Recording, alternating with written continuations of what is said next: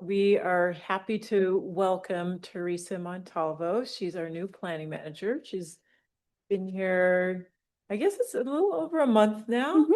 And Teresa comes to us from most recently the city of Hillsborough.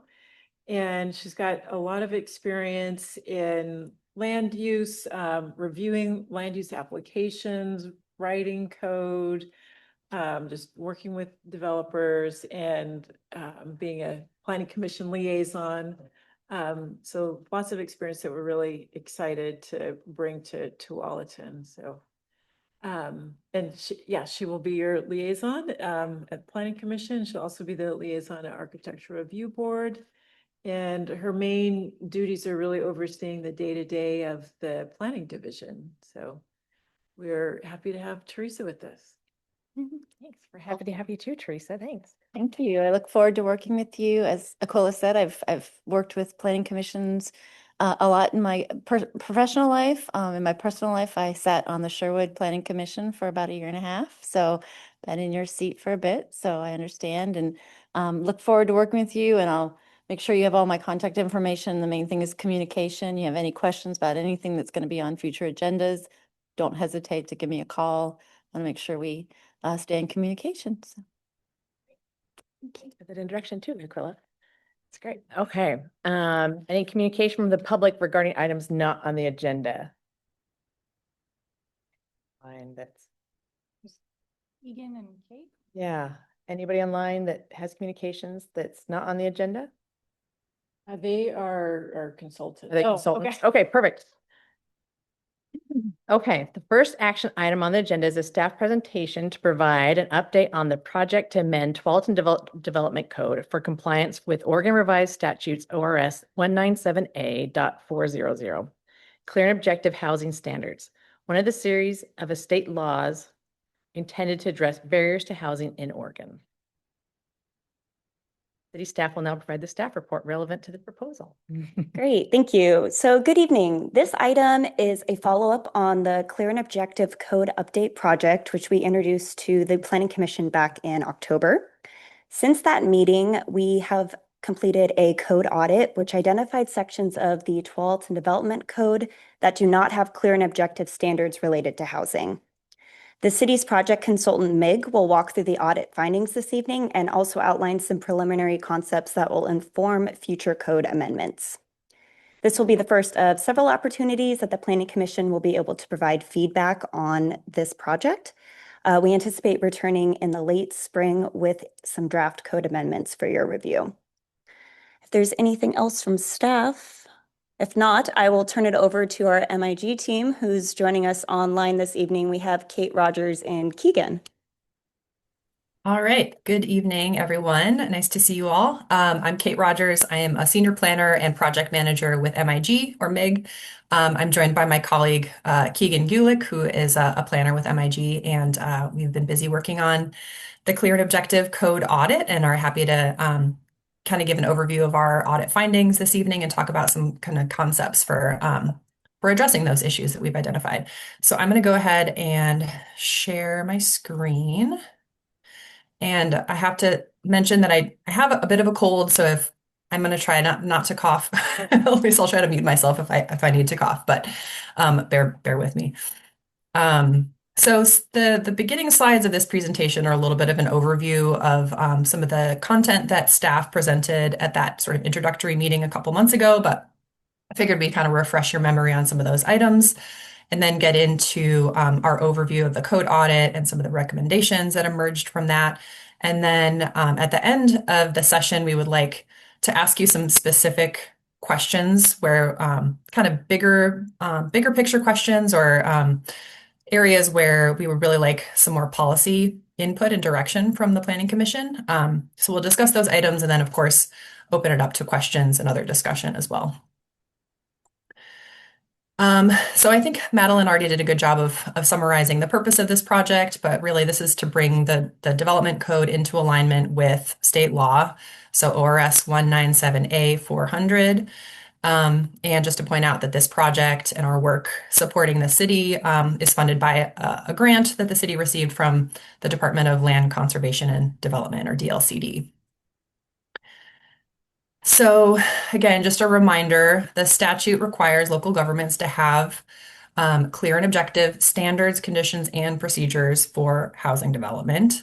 And this is part of, a suite of legislation and state laws intended to reduce discretionary barriers, uncertainty, delay, and costs that discourage housing development. So this is kind of one of the things that the city and other jurisdictions in Oregon need to comply with to kind of meet that overall housing objective. But I'm sure you all know there are lots of other requirements from state statute as well. Um, and clear and objective standards are really intended to kind of reduce those barriers, provide more kind of certainty for developers because they know that if they meet the standards, their project will be approved. Supporting housing needs, improving accessibility and equity to development. So, what makes a standard clear and objective? Of course, the definition of clear and objective is not necessarily always really clear, and it's kind of a little bit open to interpretation, which is always a fun challenge. But in general, standards that use terms, definitions, and measurements that provide a consistent interpretation of a regulation are considered clear and objective. So, a reviewer, an applicant, or city staff wouldn't need to use any discretion or judgment in interpreting the standard. It should be like a yes, no, either you meet it or you don't. The state statute does allow local governments to have an alternative discretionary review path that might offer a little bit more flexibility. So if you choose not to meet the clear and objective standards, it is perfectly acceptable to offer, an alternative path. And the Tualatin Development Code does currently offer alternative paths in some areas. And just one thing to mention is that we heard from staff from the earlier Planning Commission meeting as well as the City Council meeting that there is a desire to kind of retain some discretionary alternative path for developers that either can't meet the clear and objective standards or choose, to do something a little bit different. So that is our intention, is to retain those kind of two pathways in the code. But what those pathways look like exactly is sort of one of the things that we would like to talk to you a little bit more about. So we'll get more into that a little later on in the presentation. And also just to point out that the city has done a lot of work over the years to try to bring the code into compliance with the statute. So the code already has a lot of standards that have been made clear and objective. But case law through LUBA, the court that sort of reviews land use cases that get appealed, has kind of clarified what clear and objective really means and kind of narrowed the definition to be pretty strict. So a lot of jurisdictions are kind of continuing to update their codes to sort of meet that standard. So this is just an example. I think this is a different example than the one that staff showed you a couple months ago, but discretionary language. And I think this is an example from the existing code. So a private main entry area must be provided as a private extension of each dwelling unit. That might seem kind of straightforward, but then when you think about it, what really makes a main entry area private or a private extension? That's kind of open to interpretation, what that really means and what kind of size or features would be required to achieve that. So a clear and objective approach to achieve a similar outcome would be to say that the main entry area needs to be recessed at least 5 feet. And maybe you might have some other standards for like a wall or some other landscaping that creates a sense of privacy. So you need to have those specific measurable and enforceable requirements to be clear and objective.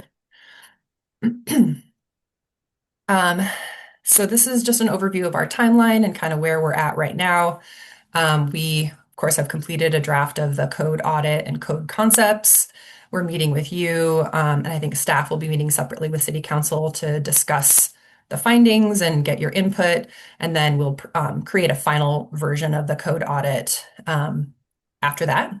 And then we'll move into the draft amendments to the code.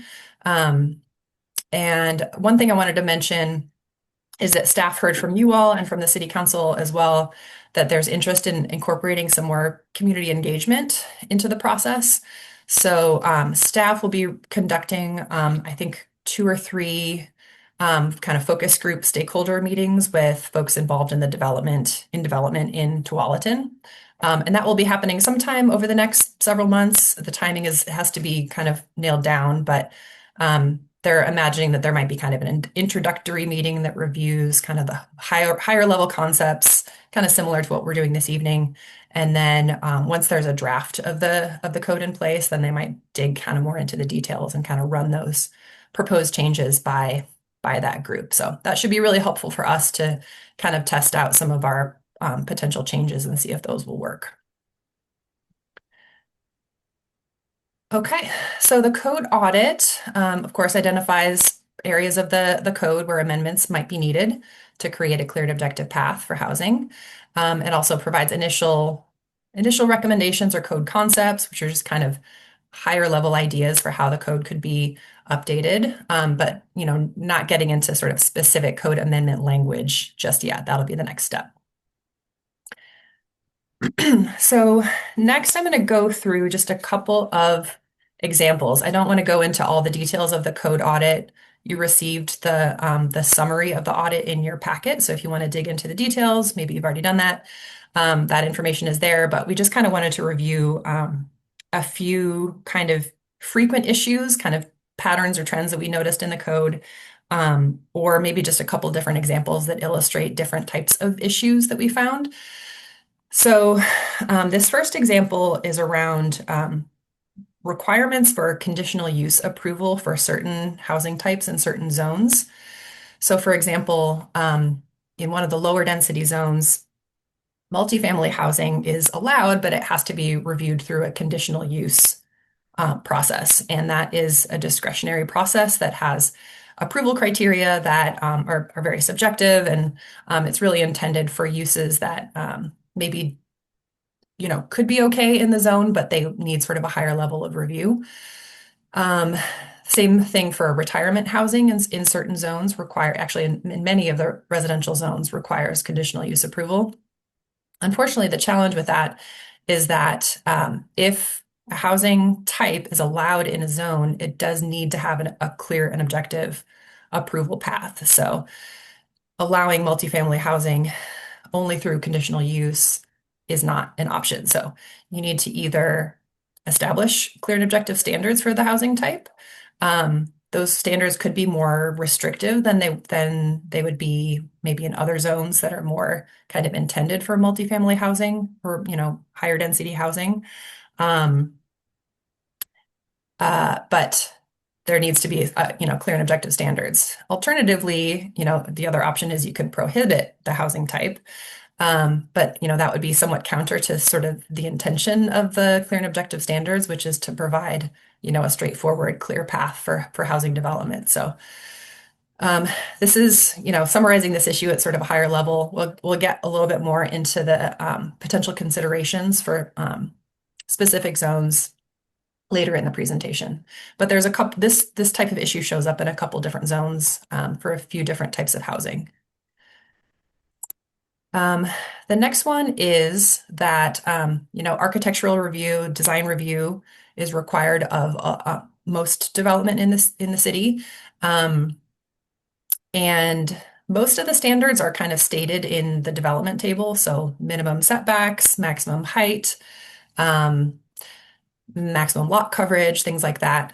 But there are some standards for certain housing types that are kind of left to be determined through the architectural review process rather than providing a numeric standard. And this shows up quite a bit for minimum setbacks for townhouses. So in some places it's a range, so it might be from 10 to 20. But again, to be determined through architectural review, which of course opens that decision about what the required setback is, opens that up to discretion and interpretation by the architectural review board. So potential solutions here, it's perfectly okay for your clear and objective standard to be somewhat stricter, as long as it's not so strict that it would make the development, completely impossible or infeasible. They have to be reasonable, and they can't, part of the statute is that your standards can't cause unreasonable cost or delay to the development of housing. But if the current code has a range, say from 10 feet, minimum 10 feet to minimum 20 feet setback from the street, then it's okay for your clear and objective standard to be kind of on the more restrictive end of that range. So you could say, okay, your minimum setback is 20 feet, but if you want to have a smaller setback, go through the kind of discretionary path, then that might be possible through architectural review. So kind of establishing those two options there. So that's another example. Again, this one shows up in several places, often for townhouses, but there's some other housing types that this is also required for. Excuse me. This one is kind of a general category of discretionary or undefined language. So some of the building design standards, this is an area where this type of language appears kind of more frequently than some others, using terms like decorative or architectural. So again, these are terms that are pretty subjective. One person's decorative might be another person's like very plain. And things like a recessed entry, again, without sort of a dimension assigned to it, any amount of recess would have to be accepted by the city. So like, would a 2-inch recess meet the standard? I don't know. So potential solutions, adding dimensions to this. So recessed entry, you might say it has to be recessed at least 4 feet or 5 feet, something like that. It's best to kind of work with staff and see what type of recess they would typically approve. So would they approve a 2-inch recess, or would they require something, a little bit deeper, and try to match that, match the code to kind of current practice. And, you could either remove words like decorative and architectural, or try to rephrase it somehow so it's clear how the standard would be met. So those are tricky ones. I'm not sure offhand how exactly you would rephrase those, but there might be another way to list like the types of features that you would need to incorporate that would achieve kind of a decorative doorway embellishment or something like that. So that's another example. And then this one's kind of a different issue in the access management standards, which are it's in the access management section of the code. So some of the provisions in that section, and that deals with things like driveway spacing and ensuring that your property's access to the public right of way is safe and kind of an adequate width to meet the needs of the project and the city's standards for its streets. But there are several places in that section where it gives discretion to the city manager.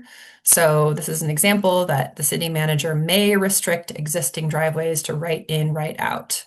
So because it says the city manager may restrict the existing driveways, an applicant wouldn't necessarily know whether they would have that restriction or not as they were going through the application process. So one thing is that some of the access requirement standards in that section are really more applicable to larger scale kind of commercial development or industrial uses.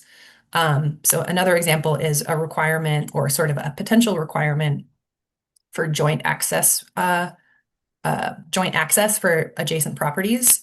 That's a thing that's pretty typical for commercial development, where you have two kind of larger developments and you need to have kind of a driveway access in between them so people don't have to go out onto the street and come back in. That one's less applicable to residential development. So one potential solution is to just exempt housing from some of those standards that aren't really applicable to housing. So that's kind of an easy change. And then the non-residential development is, it's perfectly fine to have non-clear and objective standards for those types. And then when there are standards that are potentially applicable and, important for regulating housing, you could specify the exact conditions under which, for example, you might need to, the city might restrict driveway access. So, for example, you could state that access is restricted to right in and right out when accessing an arterial street that doesn't meet driveway spacing standards. So again, and you could point to where those driveway spacing requirements are. So just being more specific about when that that would be required, so you don't have to leave it kind of open to discretion. Okay, so we're going to move on to the key findings and discussion items, but I want to pause just for a second and see if folks have any questions about what I've discussed so far. Looks like everybody's Nope. good so far. Okay, great. Okay, so that we have two kind of bigger picture questions or, more policy related questions that we want to ask you all about. And one is the city's two-track system of approval criteria. So for certain application types, which we've listed in this table here to try to kind of summarize, the development code includes a two-track system of parallel, clear and objective, and discretionary criteria. So for example, for architectural review, for single family, duplex, triplex, quadplex, and townhouse, there is one set of clear and objective standards in one section or in a couple different sections. And then there is a separate set of discretionary guidelines in a different section. So an applicant can kind of choose one path or the other depending on what they're looking for, whether they want the certainty of the clear and objective standards or the flexibility of meeting the guidelines and not necessarily following the strict requirements. Similarly, for land divisions, so partitions and subdivisions, there are two tracks of approval criteria in those sections as well. So you can have a clear and objective subdivision with using the clear and objective standards. Multifamily housing is one where there isn't an existing fully clear and objective track. I would say the standards are mostly clear and objective, but there are several places like in those kind of more design related areas where we identified some language that needs to be amended to be fully clear and objective. So that's kind of the lay of the land right now. But one thing that we have been talking about with staff is a potential different approach to this kind of two-track system. And this might be an option for streamlining the pathway for applicants. So the city could instead offer a single set of clear and objective standards and criteria for each of those application types, but then allow some flexibility through an option to kind of modify specific standards, kind of in like an a la carte kind of a way. So you could say, okay, I can meet all of these standards, except I can't meet, or I choose to do something different in terms of my building orientation. I want to, face this other street, but then I wouldn't meet the standard, but I can still demonstrate that I'm sort of meeting the intention of the requirement through these other design features of the site, for example. So many cities allow what are called either adjustments or modifications. It's usually through an administrative or staff level review, but a type 2 review, which is it's a staff level review where notice is provided to nearby property owners, which allows folks the opportunity to be aware of the application and to comment, and there are more opportunities for appeals through that process. And as I mentioned, if you're requesting an adjustment to a certain standard, you would just need to demonstrate how the proposal equally or better meets the purpose of the standard. That's how cities often kind of phrase the approval criteria. There's usually a couple other approval criteria as well, but that's kind of like the main function of that review. So our first question is, if you have an opinion on this, do you think the code should be revised from its current two-track system for certain application types to a single set of development standards while adding these kind of new options for flexibility. So the pros here is that it avoids this kind of all or nothing approach where you have to pick a path and you're stuck with that path. So applicants could kind of limit the amount of uncertainty in their application because they can have certainty for all the areas where they're meeting the clear and objective standards, and they're only introducing that kind of uncertainty of whether their application will be approved in sort of limited areas, and only in those areas where they want more flexibility. The challenge with this is that the city doesn't currently have an adjustment or a modification process that looks exactly or that works exactly this way. There are variances in the code, but those have kind of you have to demonstrate that you have some kind of hardship with your property where like you really can't meet the standards because the configuration or size of your property, that kind of thing. So we would need to develop kind of this new procedure type, this new process, new approval criteria, and also potentially new purpose statements that describe the intent behind each standard, which is something that doesn't currently exist in all places in the code. And that's kind of a lot it's a lot to do. It may not be entirely feasible within the scope of this project, at least not for every type of application where there's currently this two-track system. So there's some trade-offs there. And I'll get to policy question 2, and then maybe we can open it up to some discussion, and then I think we'll move on to the next question.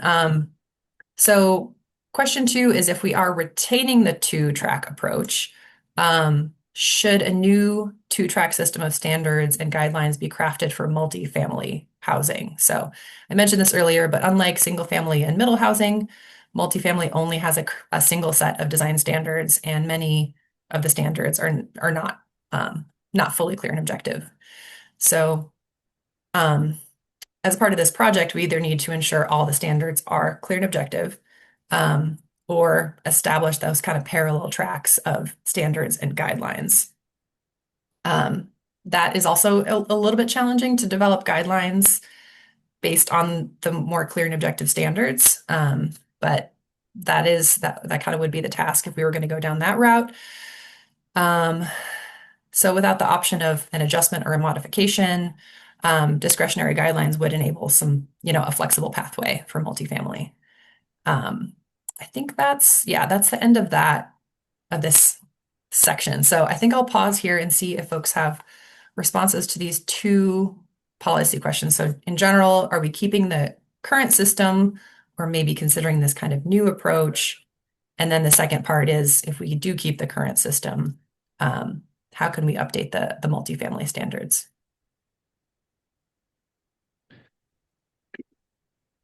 When you say that one of the pros here for revising from a two-track system to a single set of development standards, you start off saying that it avoids an all or nothing approach.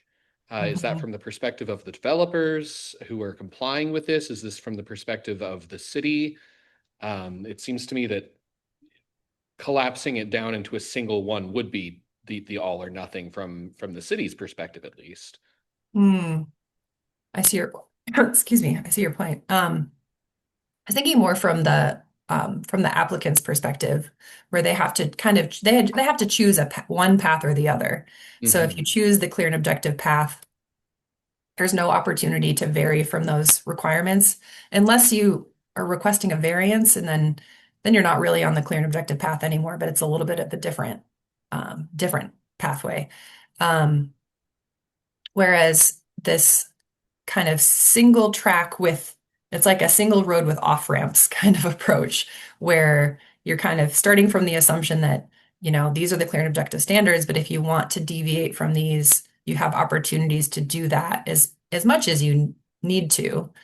I think, there are trade-offs with both of these approaches. Obviously, there's these pros and cons, but there's also, some cities require developers to submit a separate adjustment application for every standard that they want to modify. Mhm.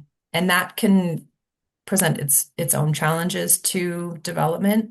Like if you want to vary from the standards a lot, then the single track approach might not work as well for you, but it might work well for many applicants that probably mostly want to meet the standards, but they might want to adjust things a little bit here and there. Mhm.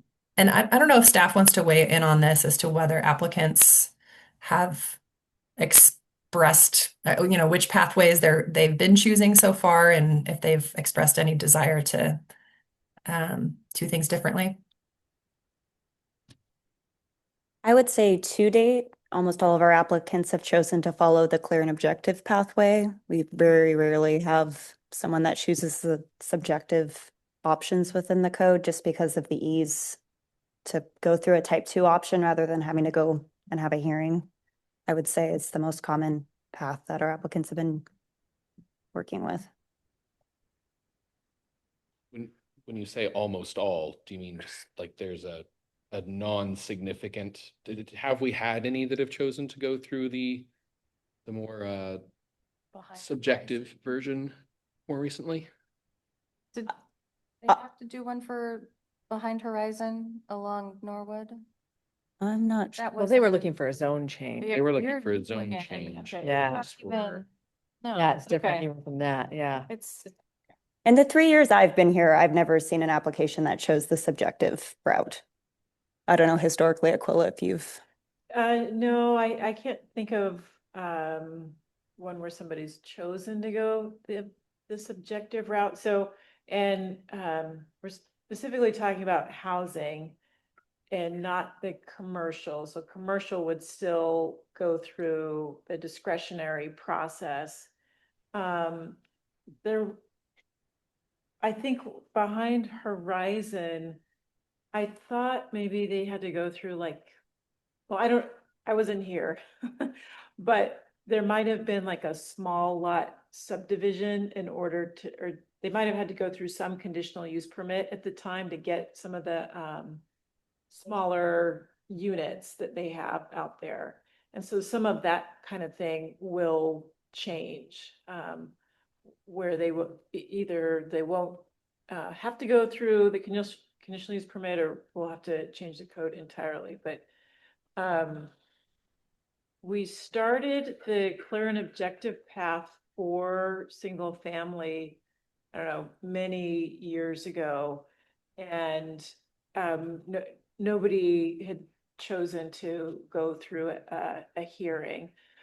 And I think partly that's because it wasn't maybe what you're picturing is an all or nothing, but like for single family, when somebody's expanding or building a new house, they basically have a menu of options that they can choose from.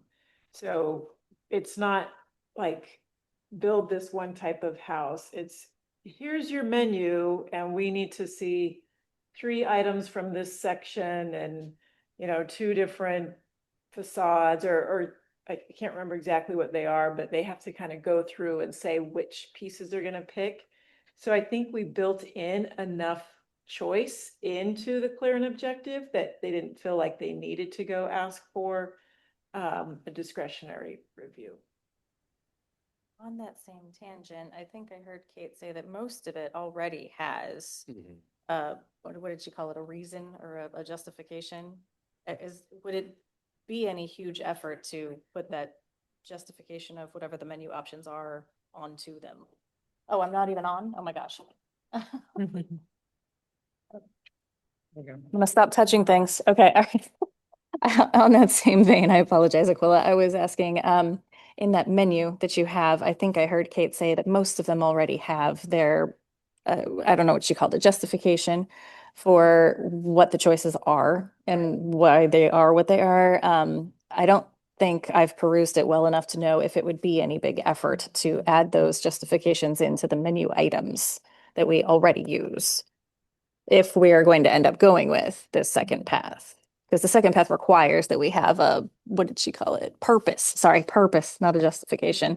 I mean, you've created a menu from a reason, I understand. Yeah. So, Yeah. So I understand what you're saying, and I haven't looked at our menu in a long time, but I don't think that it would be a big lift Ask, to okay, match up those purpose statements. okay. As long as we're asking about, you know, big lift or not, you know, from my experience with these sorts of things on both sides of these sorts of projects, I like clear and objective. It makes it easy. It sounds like our subjective route is largely vestigial if it hasn't seen any real use in the last, well, at least in our functional or organizational memory that's present here. When you say may not be feasible within the scope of this project, how not feasible are we talking? Are we talking, you know, this is something that might stretch the timeline a little bit, or is that we would need to really like step back and rethink the scope of what we're doing and possibly approach it in a different way? I can chime in, and then maybe staff has other thoughts. I mean, that's something that we would probably need to work out with staff and see where all the changes would be needed, and I mean, there might be opportunities to kind of tackle some pieces of it as part of this project and put some things on a future work plan list. But I would say if we were going to do a whole new adjustment process and add the purpose statements where they don't exist, that, and in addition to having to fix the parts of the code that aren't clear and objective to define the clear and objective path. Yeah, I'm not sure that we could accomplish all of that within the scope of this project. So it's a little bit hard to say right now, but yeah, we would need to work that through with staff. But I would say my initial thought right now is that we probably couldn't achieve all of that within, you know, the timeline and, you know, the budget that's associated with the grant. Is there a timeline that we have to be finished with the meeting clear objective standards? For the code, not the adjustment process. Yeah. I mean, you're state standard, yeah. you're supposed to have it right now, so you Oh, know. we're already late, is what you're saying. Okay. So is Yeah. everyone. Okay. Yeah, I mean there's a timeline associated with the grant funding. So I think our contract expires maybe midway through 2027, which is a ways out. So it might not be as much of an issue with the timeline, more so with the budget. And so currently, we would have, if we got some application for housing that came in, where our code required a discretionary process, we would have to go back to whatever's kind of in state code. Kind of have to like make something up, I guess. So, Okay, that's where you'd be at. yeah. Oh, interesting. I guess really my question is like, of the two questions we have, I like this one. I think this makes a lot of sense. But, you know, if that con is it's not going to be feasible, is this even really an option for us to consider? Or is this just a hypothetical? Would it be nice if we could? Well, I suppose one way to think of it is if this is the best direction to go, I guess I would hate for you to feel like you can't recommend that just because of the grant timeline, right? Like if this is the best direction for the city, for the way we process developments, that let's go that direction and then kind of figure out what we need to do. You know, do we need to go for another grant to finish it up? Is it something that staff can do? Because a certain amount of this work at a certain point, like staff may be able to do the work. It may be a matter of, you know, what else is on the work plan. So at that point, do we need to hire a consultant? So I guess I wouldn't limit it to what can happen within this time frame. If you feel like that's the best policy choice. Gotcha. Makes sense. Thank you. I think, like, so the question is, what's gonna give you a better code in the long run? Yes. With it. Yeah. And I think looking at from the developer standpoint, if they're all choosing to go with the clear and objective standards and they want to deviate from some of those standards, then they need to seek a variance, which can be problematic or more difficult. as opposed to an adjustment, is going to be a more simpler process and easier process. So I think that alone, from the development standpoint, is a win. I think revising the code so that we have purpose statements underneath everything, and even possibly getting rid of the variance, so that everything just follows that adjustment process to streamline that, make it a simple process for staff. But the purpose statement's great for having there when we revise a code or change the code forward, to take this code for the next 50 to 100 years. That we're really looking at something like, where did this come from? Right. Here's a purpose statement. What is back in the days we had cars that drive themselves. Something, who knows? Everyone's really cared about stoplights. Yeah. It's great to have it in there with that, and I think that will really give us a better code down the way, as opposed to having this 2-track system, especially if 1 track is just not everything.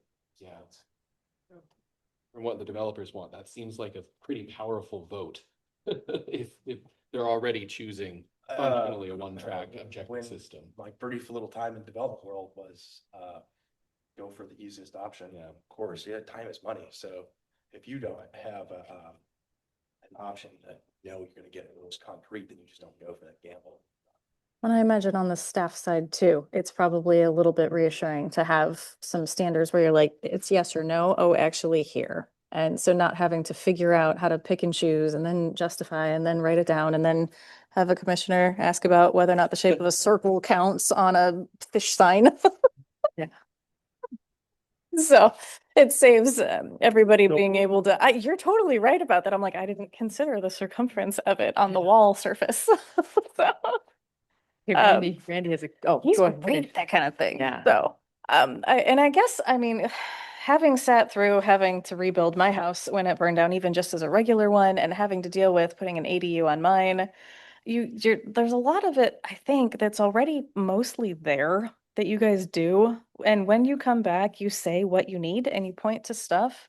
So I guess I'm not as worried about the changes it would require to make it from a variance to call it an adjustment, or to change it from, the requirements are because with the purpose things. Because you wrote the purpose anyway when they're like, no, you can't have the beam be this big and here's why. So when we got our paperwork back, it already had most of that in it. I'm not as concerned. I understand, Meg, you may not get to do it. Sorry, but and you were saying, Randy, I missed it. Oh, well, first, thanks for adding some time for developers to pitch in on this with the sessions that you're going to hold. I still think that a discretionary path of some sort is important. And I was going to ask the same question, what the experience has been with the city. It's there. If it hasn't been used, I wouldn't waste any time trying to make any adjustments on it unless Kate sees some issue with the clear and objectivity of the discretionary approach. If something needs to be adjusted in that regard, I wouldn't mess with it. But the bigger question comes up. So we have a discretionary path for low density and medium low density residential, but not for the higher density residential. And it seems to me that the state and finance or banks, lenders are pushing more towards the higher density. And so I think it would behoove us to have a discretionary path also for the higher density multifamily development. I kind of like this idea of adjustments though, adjustments or modifications rather than formulate another discretionary path like we have for the lower density residential. And Kate, you said that there are cities, does DLCD have a model code that could be adopted fairly quickly and easily to do that for the higher density stuff? There's the model code for small cities, which we actually happen to be working on updating right now. So I'm pretty familiar with it. And there is an adjustment section of that code. So that would be a great starting place for developing a new procedure type. I think part of the challenge, and I mean, this is more of my assumption, on staff side, is that it's adding a process that staff would then have to kind of get familiar with and get everybody up to speed and have the application forms and all of that, all of those pieces, which I'm sure are doable, but it does add to the complexity of the changes. So it's certainly achievable. We've done it for other jurisdictions where we've updated their code to be clear and objective, but they needed a new process. So it's possible for sure. Yeah, well, we have it for lower residential. I think we're gonna have to deal with more high-density residential. I don't even know where we're gonna do a whole lot more low-density stuff in the city. When they replace it, it'll come up. And the state's pushing higher density, so I think it's probably necessary. Is there any issue with having the kind of discretionary approach we have for low density and a different method for the higher density, going to this adjustment modification type thing? No inconsistency there, problem? I don't think so. I mean, as long as you have clear and objective paths for Yeah, all housing types, Yeah. those pathways can be different. yeah.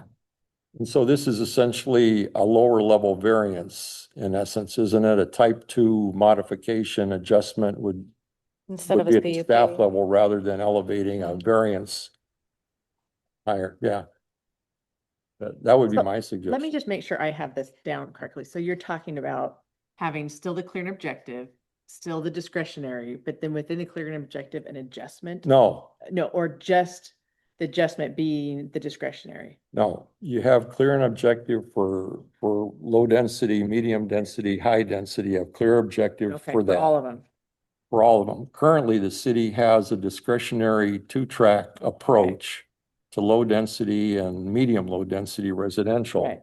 but not for higher density. Okay. And so rather than going through the steps of creating a similar discretionary review for the higher density residential, let's explore this modification adjustment Okay. approach I see. So then switching more towards that. for the as higher the density, positive. yeah. Okay. Sim- And then leave the others alone. Yeah, because developers aren't dealing with it. No sense in wasting time trying to mess with it. Unless Kate sees some tripwire there that needs to be fixed, but I don't think so. Question. Oh, yeah. Ray, go ahead. All right, thanks. I'd have to say my main concern with that idea is the way that people are living is changing, even in lower density. Kids commuting, things like that, access to stuff, how people are connecting with their community.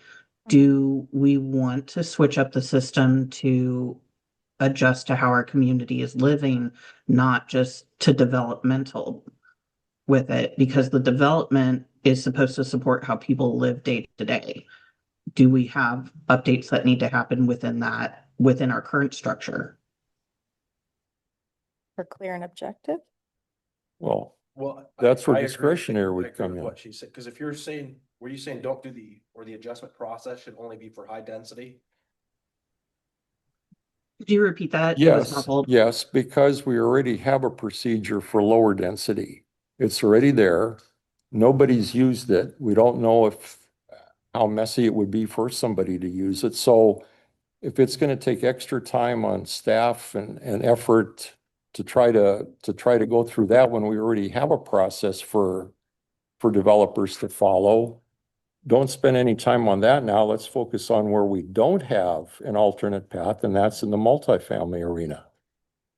I don't know if they'd even take it on the multifamily path with that part, but I think the adjustment process though on its own is like a piece that's phenomenal. It's great to have that in the code. So if you're going down the clear and objective path, the option to take, because it doesn't seem like it's an easy option to do the Discretionary. discretionary, yeah. So if you're on the clear and objective, having the option, the variance is not an easy process or a simple process. So I think having the adjustment and like she's talking about infill in the low density zones, the option to do the adjustments on that versus going a discretionary route is going to be a far better, easier, or more doable. It's not. Well, and regardless of current use, I think I heard Kate asking, this is our policy for not 50 years, maybe let's go with 25. To say, in the next 25, do we want to still be doing something just because it works now and we don't have a problem and no one asks for it? Or should we figure out how to make a process that we are going to need? And maybe get in front of it instead of catch it. Okay, let's get in front I of it agree. for multifamily. see how it works first before we make the modification to something that nobody's using anyway. To the others. Okay. Yeah. So I guess my question would be though, if we, I mean, let's say we did do something like that, they're already having to create a whole new procedure type and everything for the city, but it would just be multifamily, but you're saying that it's smaller. Does that make a difference? In a single use, will it make a Like that, difference? then they're creating a procedure type for one use. And could that procedure that you create for that one use But then it did- then be applicable subsequently? Ideally, because I'm assuming your purposes are gonna be similar, no matter the use, whether it's low, medium. Yeah, I mean, I think that if we are going the route of establishing an adjustment process, which a lot of communities have, if we do it very narrowly, yes, we could broaden it to other zones. Okay. If we just wanted to have it. Yes, it could be broadened in that way. The only thing I would add too is just harkening back to the all or nothing approach. That's the only drawback. If we don't switch from the two-tier path, we still retain that kind of, you gotta choose one and it's all or nothing. So that's just one thing to keep in mind. But at the same time, I've heard you say if it's not broke, don't fix it either. So, but I do want, there is that judgment call that a developer has to make in the lower densities of picking one or the other and going all in on that today. And I think the question that I'm hearing from Commissioner Kuhn, so tell me if I'm getting this right, but I think your question is, if we make this adjustment process for multifamily, is it really any less work doing it just for multifamily than if we were to do it for all residential? I guess that's my baseline assumption is if you're gonna have to figure it out for one use, it's gonna be applicable to other kinds of uses, at least at some baseline. And whatever that baseline is, you can make it more or less difficult to meet the clear and objective standards depending on your use of high density rather than medium. But the baseline isn't going anywhere for the process. And I think I heard Kate say that she was asking about a policy and if we want to make a policy suggestion to make that process be the intent of where we're going. However we do it, if it's we start with one use and if it's we, apply it and figure it out where we need some adjustments and then put it on the other ones. Sure. I didn't think it out that far. I just was like, do we want to be able to come up with that baseline? Because a lot of it is already there with your purposes, with your requirements, with your menu, even if you have to make a form or change it or do whatever. I mean, I didn't figure out the nitty gritty. I was trying to think too big picture, I guess. So I think what the city's asking us though, you guys are asking us what we think the right approach for the code in future is, sort of all inclusive. So I guess the question is, do we think we want to go the adjustment route, right? Or do we want to stay on the two separate routes? We could try the mixed, leave some, do some adjustment, but ultimately, are we trying to all get to the adjustment route? Yes. So that's the thing. So I guess, is that what you guys are asking, is where we, like the future, ignoring, like you said, the grant and everything, is that where we want to be? And that maybe is that the question that you want to hear from us versus like us trying to finagle to fit it all in? You know what I mean? Yeah, I think that would be helpful. Yeah, definitely. Yes. I think the question we asked was maybe a little more specific, but it would be helpful to know, like, generally, where do you fall on that spectrum of adjustment process, no adjustment process? Okay, so, yeah, so maybe we are looking at something that would be the adjustment process. But if that was not able to be accomplished in the scope, maybe we could try for just the multifamily adjustment process, right? Right, just one piece If of that that. reduces the scope and is something you're able to accomplish, And then we can build off of that. and then we could build off of that. See what So maybe pops that's up. kind of, Yeah. it gives you a little clarity as to like, maybe we'd like the adjustment process, the modification process, but we understand that it may not be feasible just yet. So we'd like to maybe go forward with the multifamily as the higher priority. And then It's just. it could work to the others if you have time. Does Well, that seem, yeah, that Kate- seems to be what I'm hearing at least. Yeah, Kate put both, Okay. both policy questions up, so can we see what question 2 reads? Yeah, Right, that's yeah. great. Go Sorry, to question yes. 2. It was, if we keep two. Policy 2. Ah, look, multifamily housing, look. Yeah, no, that is what it is. So, Oh, goodness. Oh, look, there's Randy's. He read the yeah, slide. so he knew. So I guess maybe that is, does that, Alan, does that, I mean, you haven't had a chance No. of anything. I hate to jump ahead in their presentation, but I think it'd be valuable to keep in mind that in the next section of this, the issue of senior housing is addressed. And as the token senior citizen on the commission. Hey, where's all of them? Randall's saying, yeah. I think I'm older than you are. Okay, okay. I think it behooves us to pay attention to the advantages and potential advantages of the two-tier system. I would hate to see us lose that ability to for adjustment and modification completely, and dig ourselves into a too strict environment. I think latitude has something to be said for it, even though it may get messy and lead to litigation.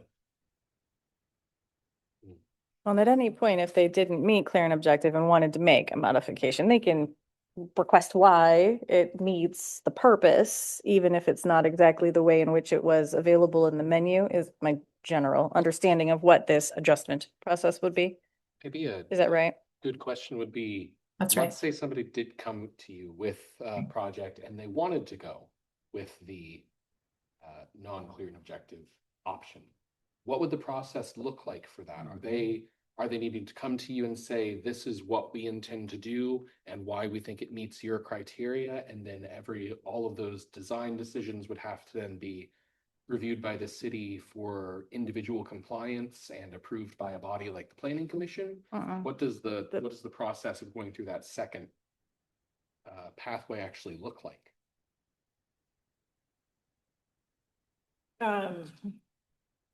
So I think it's just very similar to what you said. Okay. I don't think that it goes to Planning Commission.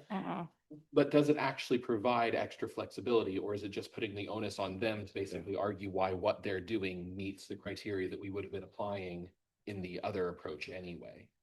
Like, are we actually losing the flexibility that you're wanting to preserve by collapsing it down to a single set of criteria with the options for adjustment and variance? I don't know if this would be the example that Zach is getting at, but let's say you have a clear and objective criteria for a subdivision, but somebody wanted to do cluster housing.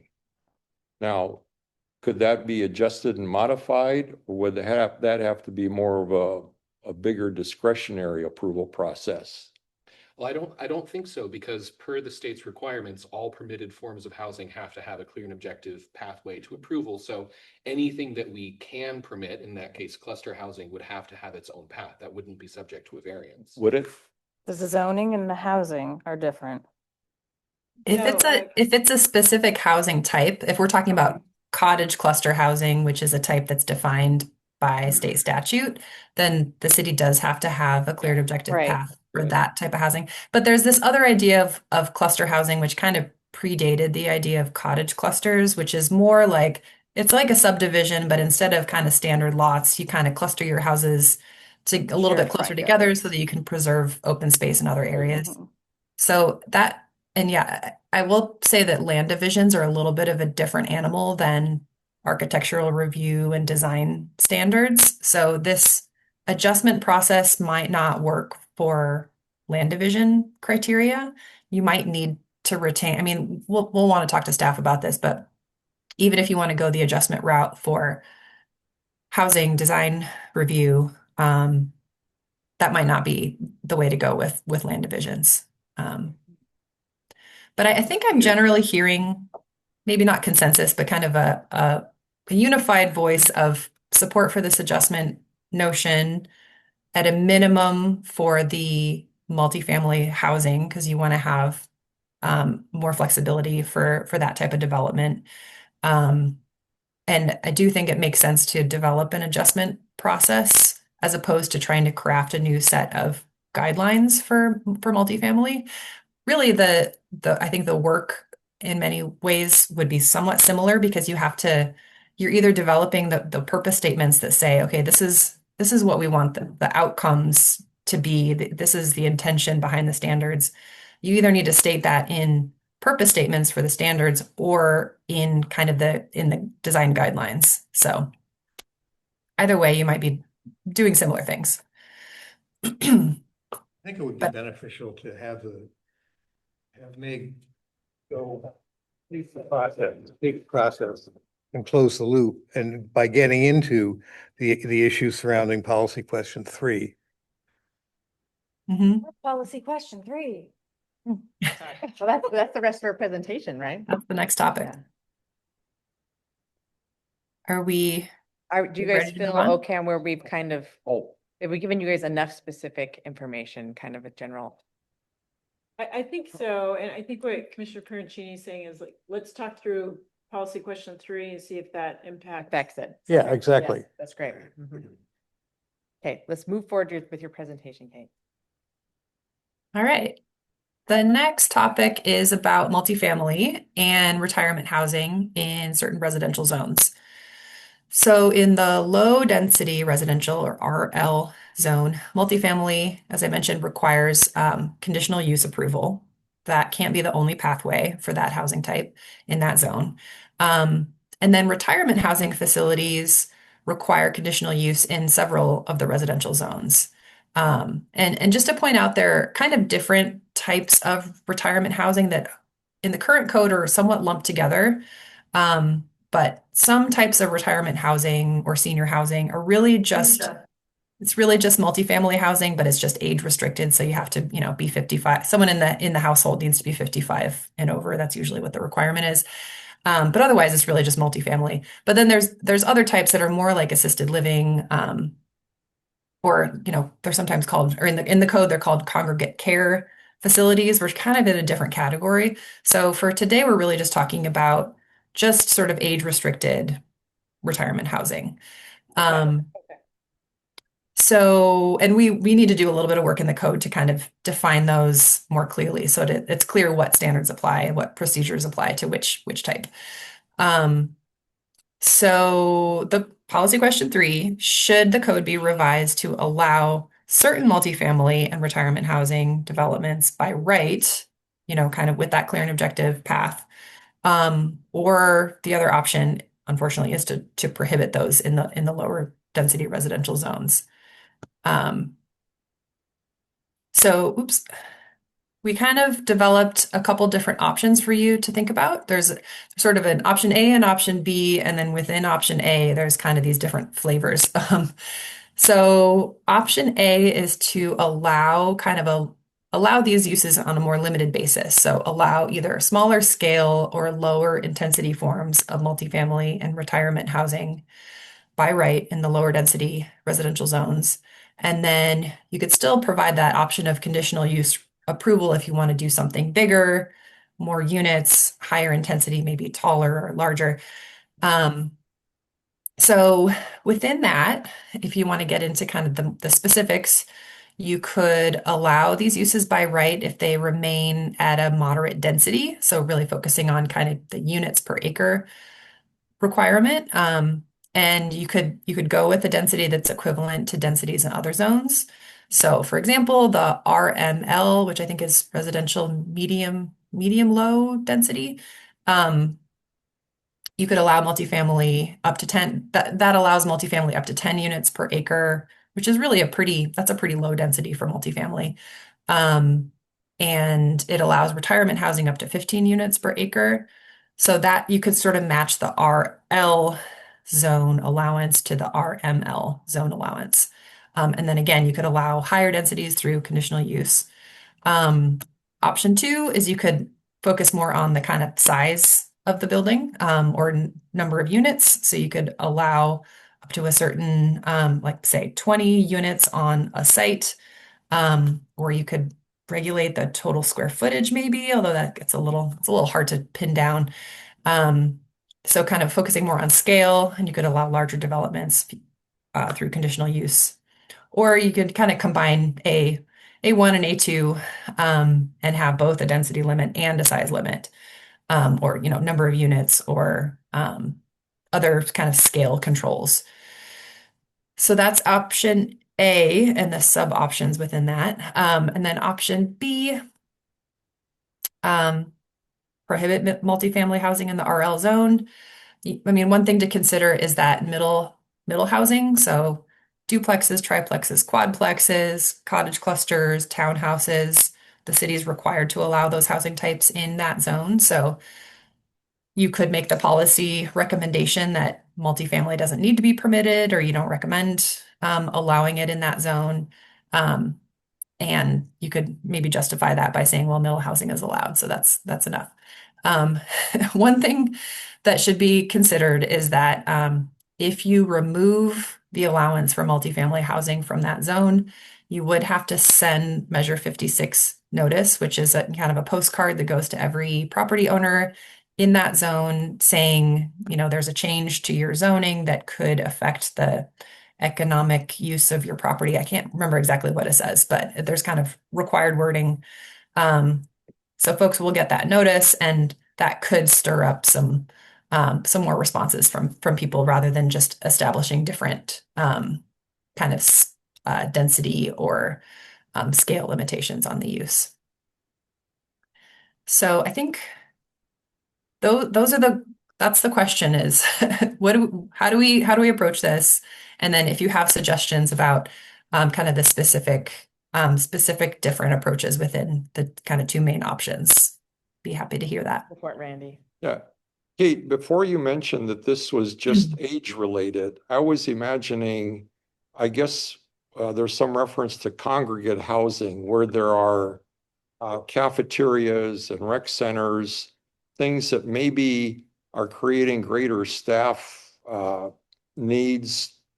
But if it's just age related, and I'm going to defer to the elder statesman here, but I'm thinking where my folks live for a while, it was just independent living, and it was you could either rent a single family home or a duplex, and then eventually move into a high rise where you had the cafeteria. So are you just talking about the single family living and the duplexes? And if you are, why make any distinction on the density?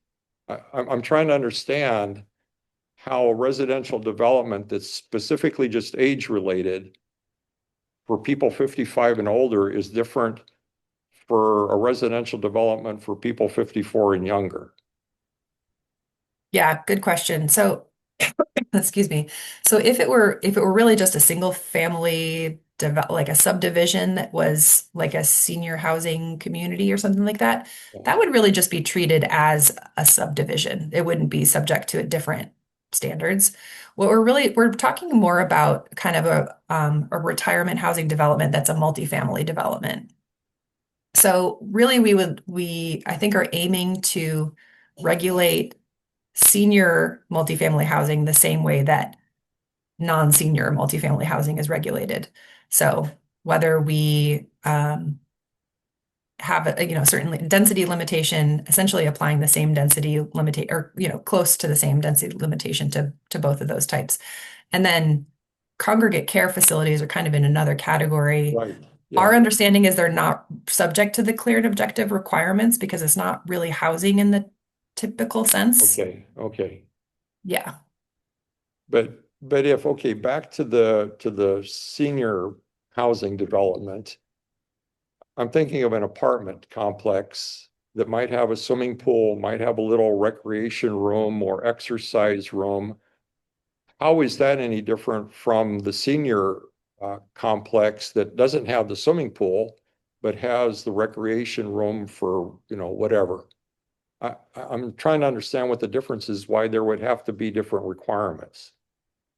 I think I'm on the same page with you, or I don't think that there needs to be, and I think staff is on the same page as well, where the code says one thing, but I think the city's policy maybe is a little bit different. So I think we would like to match the code with what you're saying, where senior housing that's really the same housing type, it could look exactly the same, have the same impacts is really treated the same way that, typical multifamily housing is treated.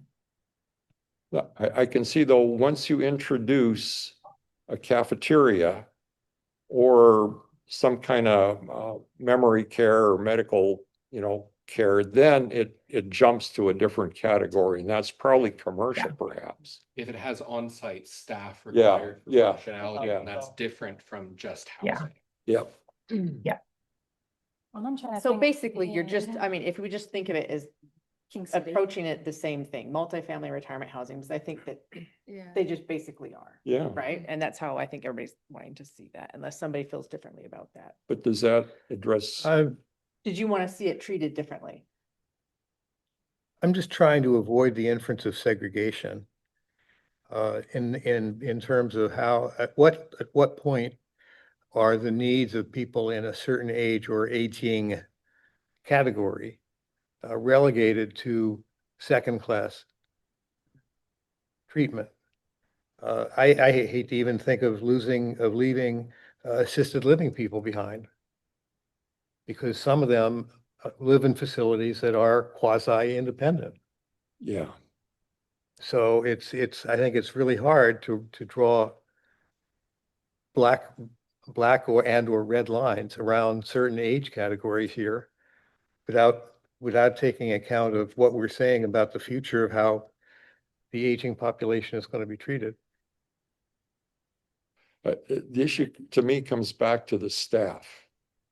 Because then you don't have just residents coming and going from an apartment facility, Which is independent. which is independent. Yes. But now you have workers actually going to a place.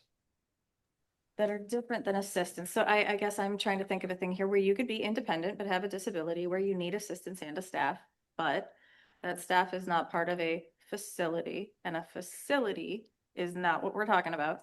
And I know that at some point, wherever you are along your health journey, you may or may not need to transition into a facility, but before you get there, that whole range of things before you get to facility should be able to be offered to you regardless of age or health or disability or independence in that residential low zone in a multifamily way, if possible. I don't know that I can think that we would restrict your options before you get to that transition into a whatever we're calling facility or congregate care or whatnot.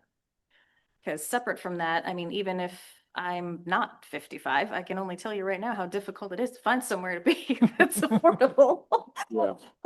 Because there's not a lot of high density housing where I only need a space for me and my kids to share a front yard with someone.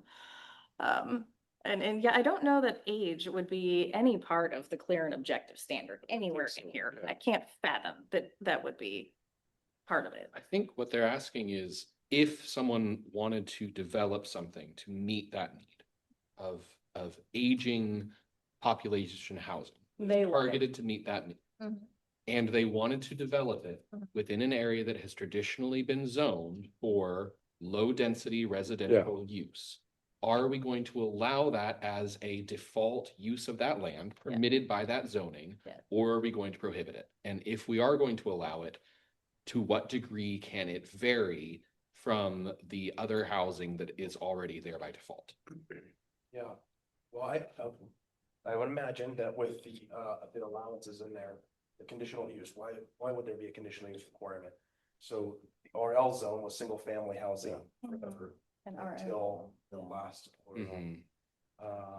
few years where it switched and now we have the duplexes, triplexes, fourplexes coming in. So it wasn't meant to be a multi-dwelling zone, or else it would have been Right. RML. The already. Uh-huh. argument So for that's what the yeah. conditional use is. Now, if you're taking away that option, and the conditional use just gives you that, or the city, that ability to require things. It's gonna be multi-dwellings in those zones are gonna have a greater impact than low density. So it just gave the staff in the city more options to say, these are other things that we need before we can approve your project to come in here. Is it gonna be the right fit here? So if I think the question is now, are we gonna switch single family housing or single family zones, which really don't exist anymore. And say beyond fourplexes now, you can go to multi-dwelling. Under the condition that it is reserved for the use of persons 55. Well, I that's why I think think- there's two questions in here. There's two questions. It's the multifamily and the senior living. We And- just, yeah, city of Tualatin just calls it out. There's two options, multi-dwelling or that, yeah. the senior housing. And I don't think it really would matter. If they're both gonna be multi-dwelling, whether it's Mhm. seniors or not in there. Yeah. I think that part must be erased. Doesn't really matter. Multi-dwelling is multi-dwelling. Unless you wanted to give some additional flexibility, sorry to interrupt, but if you did want to give some additional flexibility to senior housing that you wouldn't offer to just a standard. Yeah, I could that's what see Randy there, was there maybe being, saying, because right? we anticipate Oh, no, an aging Alan. population and more difficulty accessing housing for an aging individuals. We know that this is a problem, that as you age, housing access and stability becomes more and more difficult. Then loosening the requirements, making it possible to develop more senior housing at a higher density in an otherwise more restricted zone would hopefully make it easier for people to access that housing because more of it would be developed. That So- that speaks in favor of retaining a two-tier system. Or it speaks in favor of saying that for specific uses, we would permit, like, if we weren't comfortable saying, yeah, we're going to allow multifamily in this residential zone, which I'm not saying I'm in or oppose, favor of, but saying that we would allow, for instance, a higher density development that is reserved for use by seniors than we would for just, open commercial housing. We can. So, so my question is, let's say that we did put down a clear and objective multifamily within RL.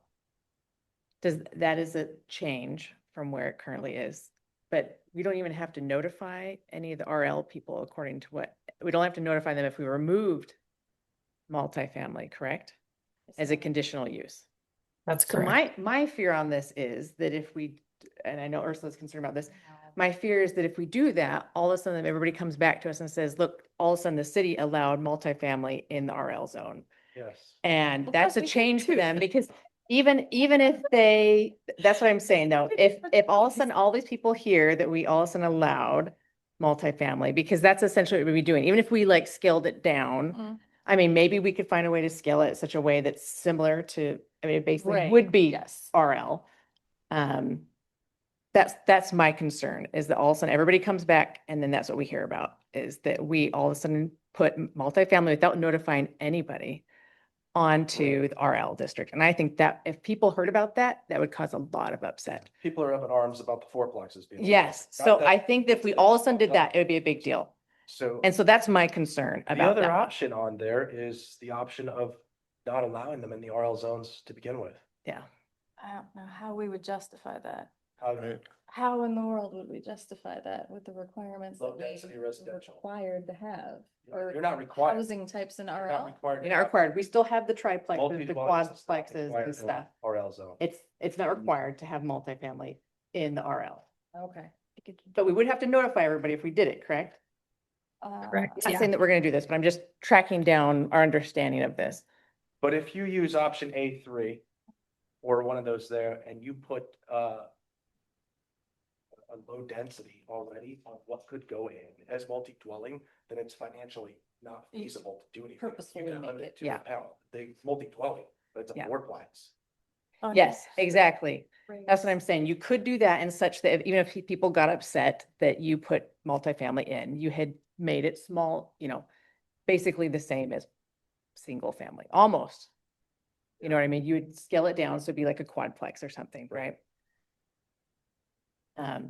So that's my concern, I guess, on that one, is just the overall people, like, I can picture the article already if it comes out that we did that. So keep that in mind. Right? Okay, Ray, what's your comment? Hi, so even if we allowed this, it would still have to go through the approval process, right? Yes, there's still architectural review, so it'd still be subject to those design standards that we were talking about.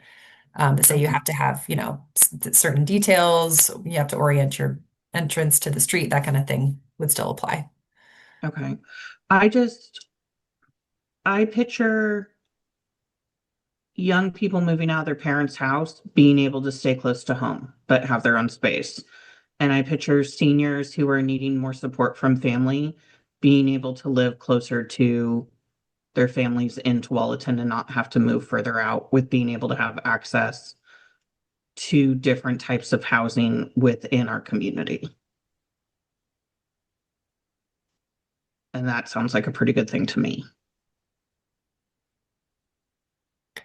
Just to add one consideration, middle housing types often can look like townhouses, for example. You know, they're built in kind of rows of attached units.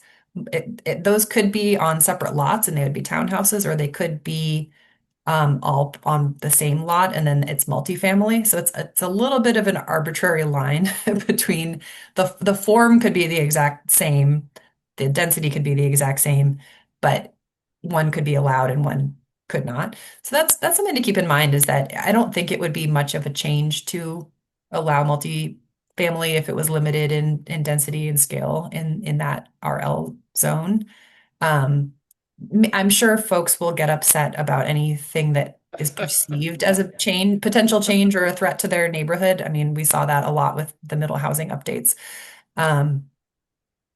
But if functionally, I don't think it would actually be much of a change. And it's a type of it's a type of development that is less likely to get built because it just probably wouldn't pencil out. I think I heard one of you mention that. But it would be kind of in keeping with the way the code works today, except just today it would have to go through these extra hurdles of the conditional use process, but the outcomes might be like the part of the conditions of the approval might be that you have to keep it to a lower density anyway. Right. To me, that feels like the right approach, because then it's at least functionally basically keeping it with what we kind of already have. Even if people do, I mean, people will see that we put multifamily in there, but functionally it goes down to the same size as what's already allowed. So it's not really changing anything. Right. Per se, and I know it's not making a huge difference, but there are options, like Ray was saying, there's ADUs, right? There's other ways that people do want to live by parents, and like there's a lot more options than there used to be, and we're still allowing all of that. I think it's the terminology that's sensitive in town. Right.